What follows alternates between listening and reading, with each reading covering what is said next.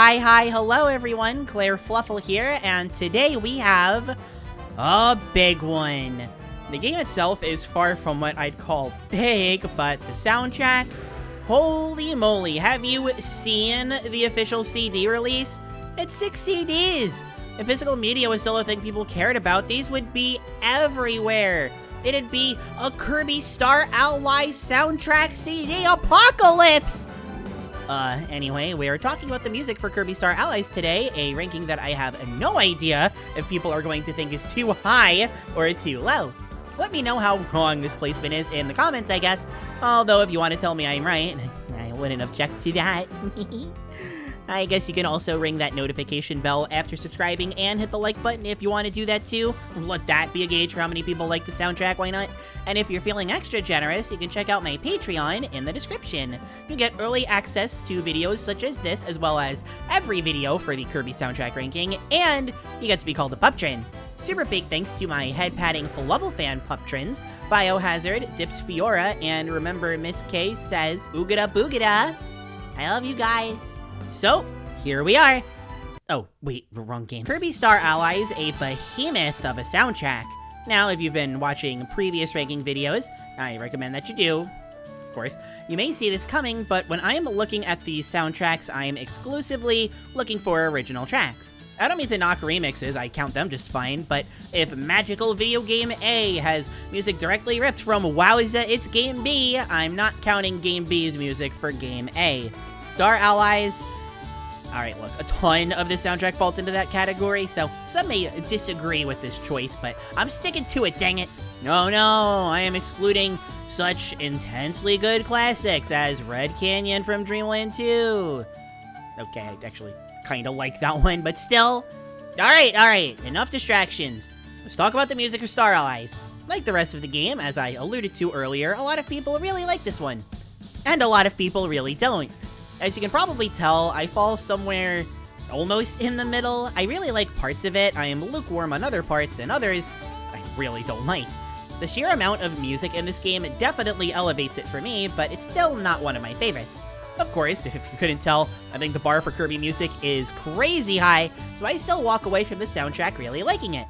I'm just more mixed on it than all of the others. And by all, I actually do mean all. Star Allies is a soundtrack of high highs and low lows. Similar to the game itself, a lot of the highs come from the free updates, but even at launch, there are some really good standouts here.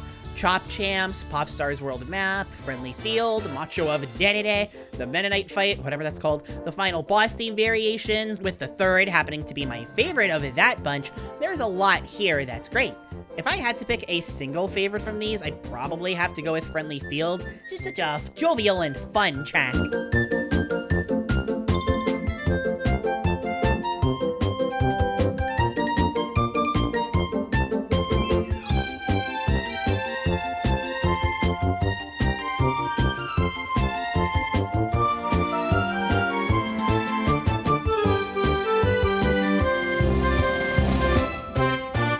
There actually is a track from the base game that I like even more than Friendly Field, but I'll get to that one a little later. It'll be a hoot and a toot, trust me.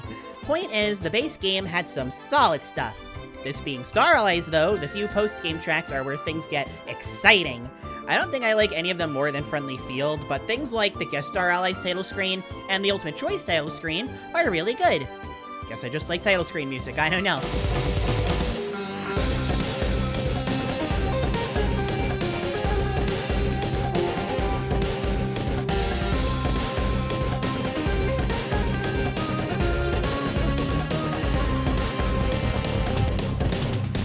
On the whole, though, the base game left a lot to be desired in terms of music.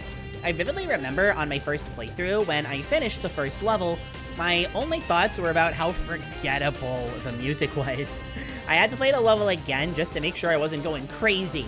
There is a good chance that I was, but let me tell you, it was unrelated to the music. Very forgettable, and things didn't get much better from there. So much of this soundtrack feels generic, which is a shame because when the music is good, it's really good. Every level having its own theme is also very nice, but only about a third of them, I guess, I don't know, stick. A track like Sacred Square should be super fun, what with the whistling and the banjo and those yeehaw vibes, burgers and stuff. but it just feels very there. It isn't fast or fun, but it isn't boring or slow either. It just exists, kinda. Any of the music in Jambastia I can tell you nothing about, which is especially frustrating. I listened to the soundtrack for this video, and I still seriously can't tell you anything. It's so forgetful. I guess the Mage Sister boss fight music is pretty good, although Zan's is actually really good. I love the build-up, especially into that fast and frantic boss music right after. It hits real good.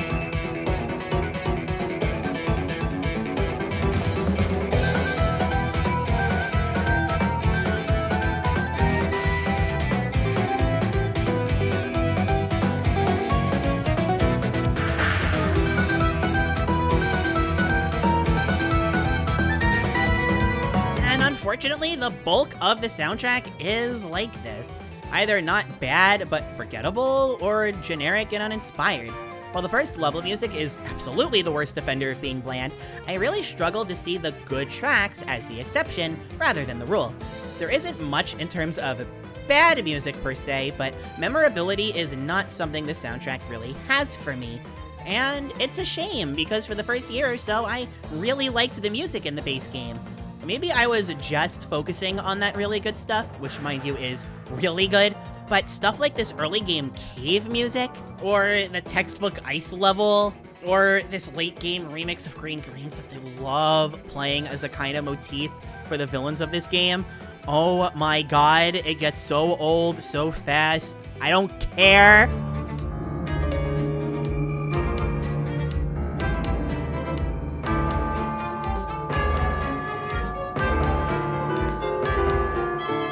I guess I appreciate the tone being different, but like Canvas Curse's World of Drossia or something. That was great!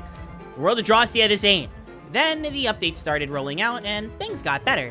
Not right away, we only got one remix per Dream Friend at first, but once Wave 2 and especially 3 came out, things jumped up dramatically. We started getting more remixes in the actual guest star mode, like the really cute pop star level select remix from Kirby 64.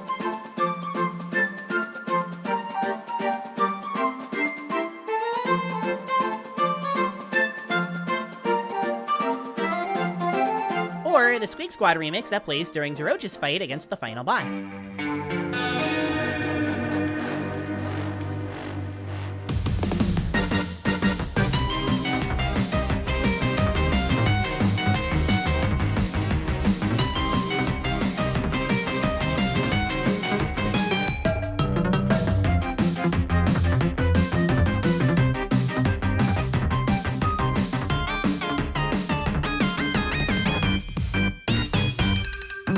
This also doubles as really funny, since every other Dream Friend has the final boss track included in their remix at some point. Just not Daroche, because who cares about Dark Mind, right? Not me, by the way. Disassociate me and Dark Mind, please. Anyway, as far as Wave 2 went, I have no complaints. There's nothing here that I love, but I liked everything. Then Wave 3 came out and things, changed. Suddenly, we got a bunch of new tracks, new Dream Friend stuff, especially as everyone got a new painting instead of just getting one or two. I particularly adore Shape of a Heart, the somber remix of the title screen of Return to Dreamland.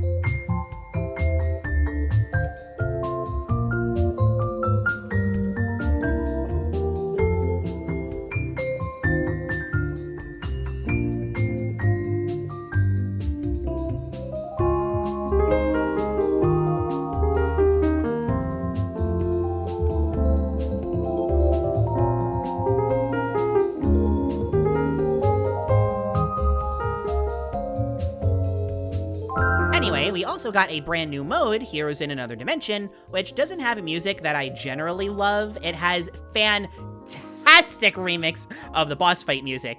Take the very boring and uninteresting and original, and replace it with this hard rock, crazy intense headbanger, and you get nothing but praise from this puppy. The credits music at the end is also wonderful. It always puts a smile on my face, but I'll keep that one unspoiled just in case. It's nothing mind-blowing, but Star Allies is still new enough, so I'll keep that a secret. On that note, the nearly 6-minute long track that plays even later in the update, that messes with my mind. It's so good. But would you believe me if I said that my favorites actually come from the base game?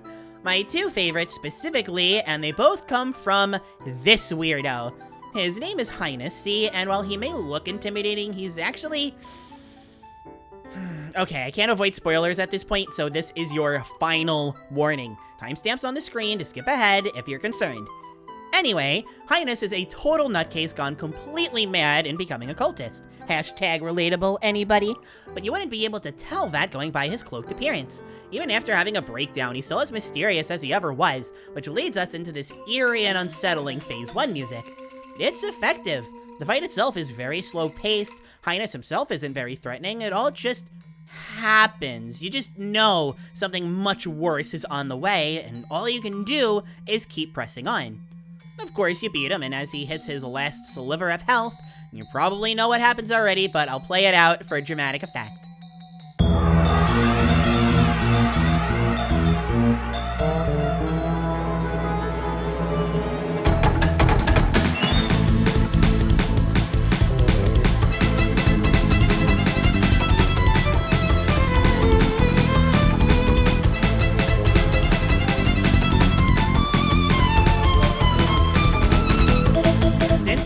Very beginning. This has been my favorite theme in the entire game, and while I don't say this often, it's never going to change. That build-up and suspense, the intensity of the fight itself, and of course, you can hear this, right? You can hear how much of an absolute insane bop this is. Hold on, just in case, I'm going to turn it up for you.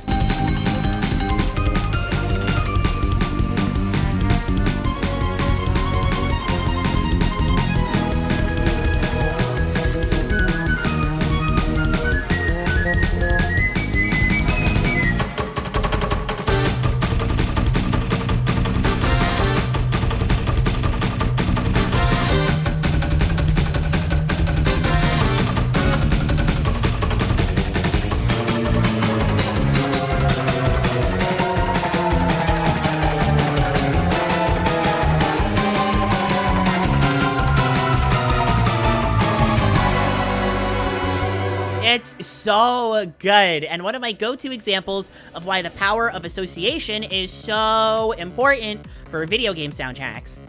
Stuff like this is why Star Allies isn't ranked lower on this list. Depending on my mood, sure, I may think Star Allies' soundtrack is more comparable to where I'd put something like Drum Dash Deluxe, maybe even Fighters Deluxe, but you're only going to get stuff like this from a game with a soundtrack like this, and I live for it. One last thing before we get to final thoughts, while plenty of composers had made music for Kirby games prior to this, the main series games are mostly handled exclusively by Hirokazu Ando and Jun Ishikawa. Both excellent, the latter especially, but Star Allies marked a pretty big turning point as they brought on board a new composer, Yuta Ogasawara. Bringing new blood into the series was a great call, and his tracks are, generally speaking, very good. I mentioned Chop Champs and the Ultimate Choice's title screen music earlier, for example, and he did them both. He also did the Kirby Dance arrange in this game, which is one of the best in the whole series, Don't At Me. It's so fun! That said, I'm mostly bringing him up since, well, it's exciting, new composer, but also because they kept him on board. Basically, I'm building up excitement for Forgotten Land. His tracks in Forgotten Land... Oh. Okay, so funny story. I bought all of this up, and the guest that I invited on to talk for this episode brings up many of the same points, still in their own unique way. I just thought it was really funny. Anyway, if you want to hear somebody bard on about the soundtrack, Ometer. Hey there, Bardometer here to talk about the soundtrack of Kirby Star Allies. Now, the first thing I'd really like to bring up about the Kirby Star Allies soundtrack is that it makes a lot of use of the fact that it's a big anniversary celebration of Kirby. And it does that by rearranging a lot of old Kirby music, but it also does that by just straight up reusing old Kirby music. And to be honest, that's actually my biggest problem with the soundtrack, is just that there's not really as much new stuff as other Kirby games would get. When there is new stuff, it really shines and stands out. The greatest example I can think of is Void Termina's final boss theme, the Star Conquering Traveler. It's not my favorite final boss theme, probably not even my favorite track in Star Allies, but it is probably the single most impressive piece that has ever come out of the entire Kirby soundtrack. it has to be split into 4 distinct tracks. It's so immense and grandiose. It truly is the perfect score for Kirby's Ultimate Challenge. Now, something else that I do really like about the original music is actually one of the new composers that they had, Yuta Ogasawara. And an anniversary title is just such a strange place to introduce a new composer. Adding a new composer was definitely something I was not expecting at all, especially because I think a lot of Kirby fans had gotten really used to Hirokazu Ando and Jun Ishikawa doing the soundtrack in their very distinct styles, so it's neat to add a third new one to that mix. In Star Allies already, he made some of the best original tracks, like Wind Blowing on Earthfall, Heroes in Another Dimension, Another World to Win, and of course, Let Them Know We're Happy. And I love that the composers clearly saw how much of a vision he had for the Kirby series, and they gave him way more room to breathe and mess around in Kirby and the Forgotten Land. And as much as I'd love to talk about the incredible new original stuff that he made for Forgotten Land, I think that's someone else's job.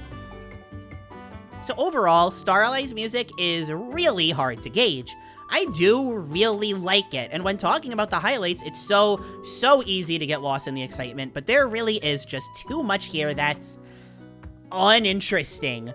I'd say I can vividly remember about a third of the soundtrack, and the rest ranges from good enough to really boring. It's too inconsistent for me, which is why it ranks so low.